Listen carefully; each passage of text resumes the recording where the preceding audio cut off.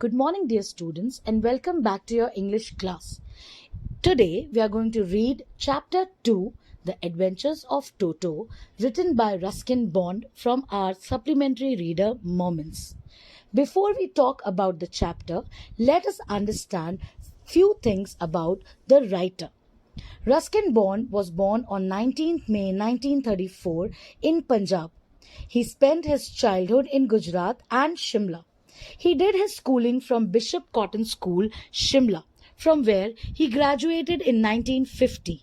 He won several writing competitions in school. Most of Ruskin's work are influenced by life in the hill stations where he spent his childhood. His first novel, The Room on the Roof, was written when he was just 17 and was published when he was 21. In this story, Ruskin Bond talks about how it is essential that we love animals. Better is for us if we keep them as pet animals in our homes. In fact, there are some animals like monkeys that cannot be kept in our homes as pet animals for their particular traits, but we must give them a chance to live with us because they need our love and compassion. This story, The Adventures of Toto, describes how a grandfather was fond of animals. He bought a monkey, namely Toto, from a Tonga driver for 5 rupees. The Tonga driver used to keep the monkey tied to a feeding trough. As the grandfather had his own private zoo, so he decided he would add Toto to his zoo. Toto was a pretty monkey. He had mischief in his shining eyes. His teeth were white like pearls and his hands were dried up. His fingers were quick and his tail served as a third hand. The narrator's grandmother fussed when his grandfather added any new animal to his zoo.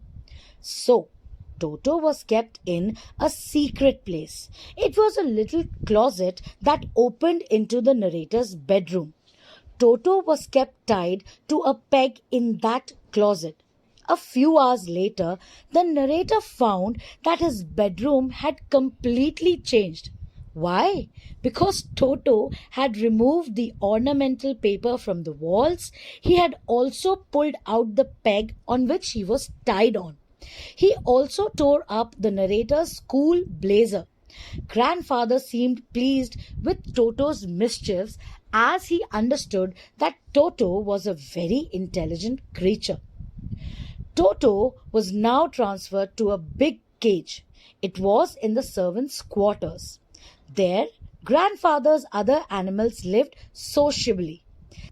Once, grandfather had to leave Dehradun. He had to collect his pension from Saharanpur. Grandfather decided that he would take Toto along with him. So he got a big black canvas kit bag and put Toto into it. Toto couldn't take his hands out of his bag as it was too strong for him to bite. Toto remained in the bag as far as Saharanpur. As grandfather was coming out of the railway station, Toto suddenly poked his head out of the bag. Toto grinned at the ticket collector, who was taken aback by the sudden movement done by the monkey. The ticket collector told grandfather that he had a dog with him, so he would have to pay rupees 3 as fare for his dog. In vain argued the grandfather that Toto was not a dog. He had to pay rupees 3 for Toto's fare as the ticket collector didn't listen to grandfather's arguments. He had his pet tortoise with him in his pocket. So grandfather asked the ticket collector in anger, how much should he pay for it? The ticket collector said that it was not a dog, so there was no charge for the tortoise. When Toto was finally accepted in the house, he was given a comfortable home in the stable. But he kept troubling Nana, a family donkey.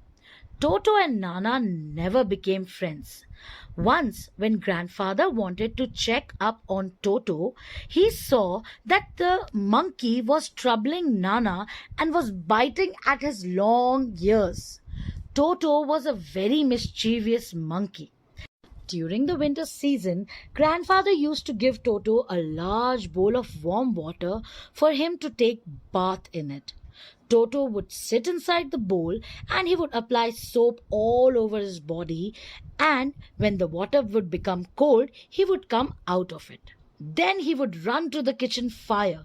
There he would warm himself, and if anyone laughed at him, he would simply refuse to take a bath. Once Toto nearly boiled himself alive. There was a large kitchen kettle left on the fire. It was to boil for tea. Toto decided to remove the lid and he found the water warm enough to take a bath. He got in. Just then the water began to boil. Toto raised himself a little, but he sat down again and he continued jumping up and down in the kettle. In the meantime, grandmother came and saved him. Toto always made mischiefs. He tore things to pieces. He tore up the dresses of the aunt of the narrator. One day, the narrator found Toto eating rice on the dining table. Grandmother screamed at Toto.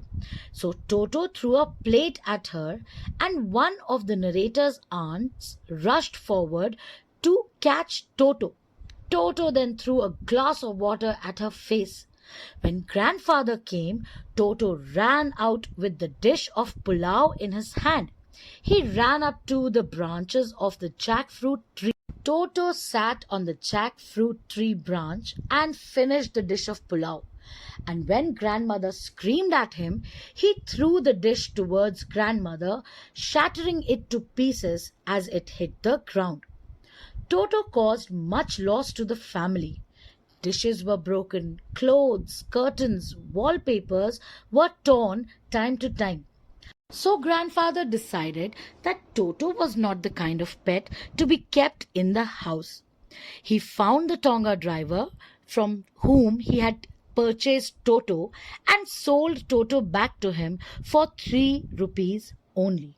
Undoubtedly, Toto was an expensive deal for grandfather.